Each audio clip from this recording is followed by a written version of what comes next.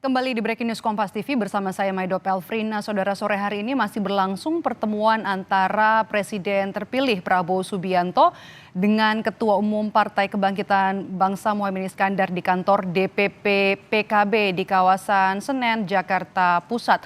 Pertemuan sudah berlangsung selama kurang lebih 1 jam.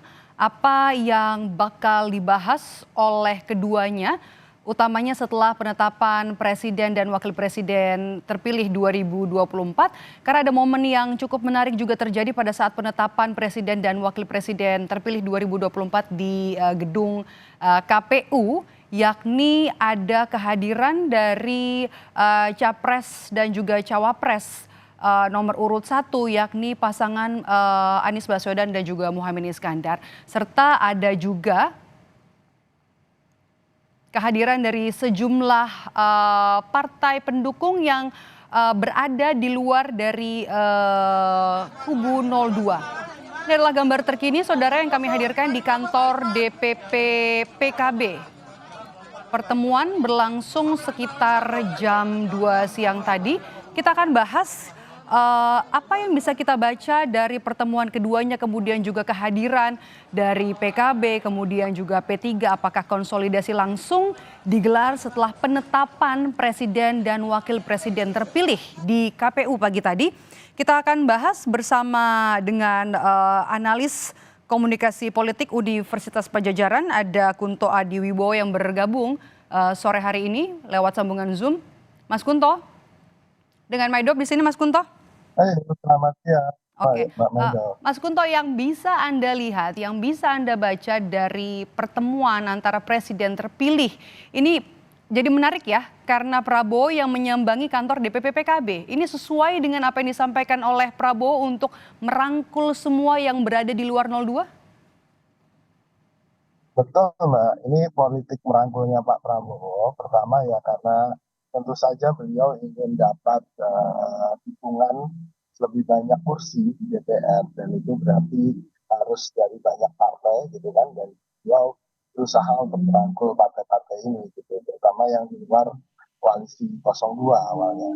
Dan yang kedua tentu ingin juga seperti pidatonya tadi di KPU, Pak Prabowo ingin kemudian membangun persatuan, lalu kemudian rekonsiliasi, dan akhirnya semuanya bersama-sama untuk membangun Indonesia. Kira-kira itulah Mbak ya, yang memang akhirnya dijawantahkan melalui pertemuan antar Pak Prabowo dengan ketua PKB ini gitu kan.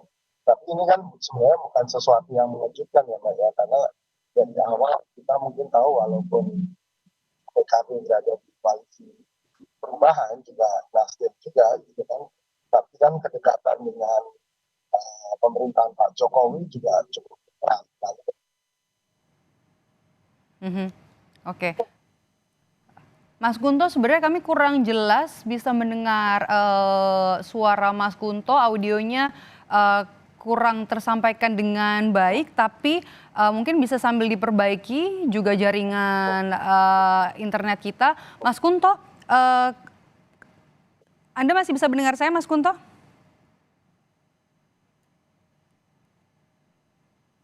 Dan kemudian kita juga bisa lihat bagaimana Mas Kunto.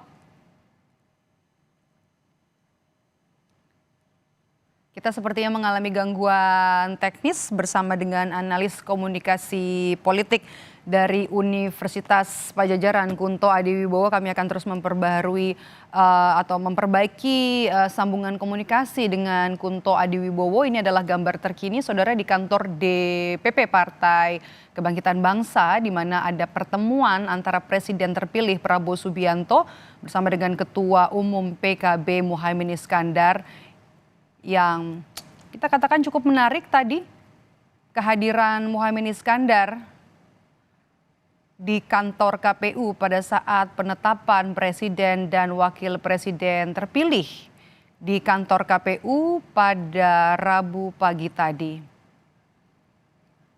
Pasangan Anies Muhaimin juga mengikuti pada saat rapat pleno berlangsung di kantor KPU dari awal hingga selesai. Apa yang bisa kita lihat dari sejarah antara PKB dan juga Prabowo Subianto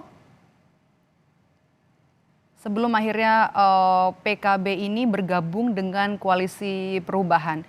Kami sudah kembali terhubung dengan analis komunikasi politik Universitas Padjadjaran, ada Kunto Adiwibowo. Mas Kunto, jadi sinyal ini semakin kuat ya untuk bergabung PKB ke presiden dan juga wakil presiden terpilih ke pemerintahan, begitu?